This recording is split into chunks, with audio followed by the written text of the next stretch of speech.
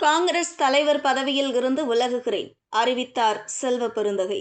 பின்னணி இதுதான். தேர்தல் முடிவுக்கு பிறகு காங்கிரஸ் தலைவர் பதவியில் இருந்து விலகுகிறேன். இது பற்றி ராகுல் காந்தியிடம் தெரிவித்துவிட்டேன். தேர்தல் முடிவுக்கு பிறகு ஸ்ரீபெரும்புதூர் தொகுதி மக்களுக்கு மட்டும்தான் வேலை செய்வேன் என செல்வ பெருந்தகை இன்று திடீரென்று அறிவித்துள்ளார். செல்வ பெருந்தகை கடந்த 2 ஆண்டுகளாக தமிழக காங்கிரஸ் தலைவராக பணியாற்றி வந்த நிலையில் இந்த அறிவிப்பை வெளியிட்டுள்ளார். தமிழக சட்டசபை தேர்தலில் திமுக கூட்டணியில் காங்கிரஸ் கட்சிக்கு 28 தொகுதிகள் வழங்கப்பட்டுள்ளது. இது கடந்த 2021ஆம் ஆண்டை ஒப்பிடும்போது 3 தொகுதிகள் அதிகமாகும். இந்த தொகுதிகளுக்கு வேட்பாளர்களை தேர்வு செய்வதில் கடும் இழுபறி நீடித்தது. டெல்லியில் காங்கிரஸ் தலைவர்கள் அடுத்தடுத்து மீட்டிங் நடத்தினர். இறுதியாக இன்று பிற்பகலில் மதுரை மாவட்டம் மேலூர் சட்டசபை தொகுதியை தவிர்த்து பிற 27 தொகுதிகளுக்கும் காங்கிரஸ் வேட்பாளர்களை அறிவித்துள்ளது.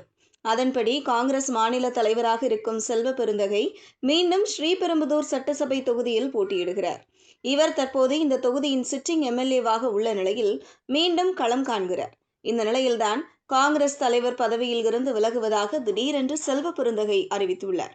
திருவள்ளூர் மாவட்டம் மாங்காட்டில் இன்று செல்வ பெருந்தகை பத்திரிகையாளர்களை சந்தித்தார். அப்போது அவர் கூறியதாவது: ஒவ்வொரு மனிதனும் ஒரு பதவியில் இருந்து விலகும் போது மனநிறைவோடு செல்ல வேண்டும். தேர்தல் முடிவுகள் வந்த பிறகு நான் மன நிறைவோடு தமிழ்நாடு காங்கிரஸ் கமிட்டி தலைவர் பதவியில் இருந்து விலகுகிறேன். எனக்கு எந்த அழுத்தமும் இல்லை. நான் எந்த பதவி கேட்டாலும் ராகுல் காந்தி கொடுப்பார். கடந்த 5 ஆண்டுகளாக பார்த்தால் நான் கட்சிக்காக எந்த பணிகளை செய்தேன் என்பது தெரியும்.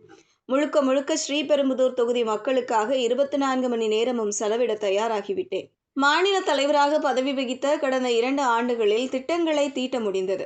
ஆனால் உறவுகளை வைத்துக் கொள்வதில் சில சிரமங்கள் இருந்து வந்தது. ஸ்ரீபெரும்புதூர் மக்களின் பிள்ளையாக இருந்த நான் கடந்த 2 ஆண்டுகளாக தமிழ்நாட்டின் பிள்ளையாக இருந்தேன். தேர்தலுக்கு பிறகு தமிழ்நாட்டின் பிள்ளையாக வேறு யாராவது வேலை செய்வார். நான் ஸ்ரீபெரும்புதூர் பிள்ளையாக மாறுவேன். இது பற்றி ராகுல் காந்தியிடம் தெரிவித்துவிட்டேன் என்றார். செல்வ பெருந்தகை பாரம்பரியமாக காங்கிரஸ் கட்சியைச் சேர்ந்தவர் இல்லை. புரட்சி பாரதம், புதிய தமிழகம், விசிக, பகுஜன் சமாஜ் உள்ளிட்ட கட்சிகளில் செயல்பட்ட பிறகுதான் காங்கிரஸ் கட்சியில் சேர்ந்தார். இதனால் காலம் காலமாக காங்கிரஸ் கட்சியில் சேர்ந்து செயல்பட்டு வரும் தலைவர்களுக்கும் செல்வ பெருந்தகைக்கும் இடையே கருத்து வேறுபாடுகள் இருந்து வந்தன. குறிப்பாக கடந்த 2 ஆண்டுகளுக்கு முன்பு செல்வ பெருந்தகை மாநில தலைவரான பிறகு இந்த மோதல்கள் அதிகரிக்க தொடங்கின. ஜோதிமணி உள்பட பல காங்கிரஸ் தலைவர்கள் செல்வ பெருந்தகை செயல்பாட்டில் அதிருப்தியாகினர். இந்த அதிருப்தியை அவ்வப்போது சமூக வலைதள பதிவுகளில் காண்பித்து வந்தனர்.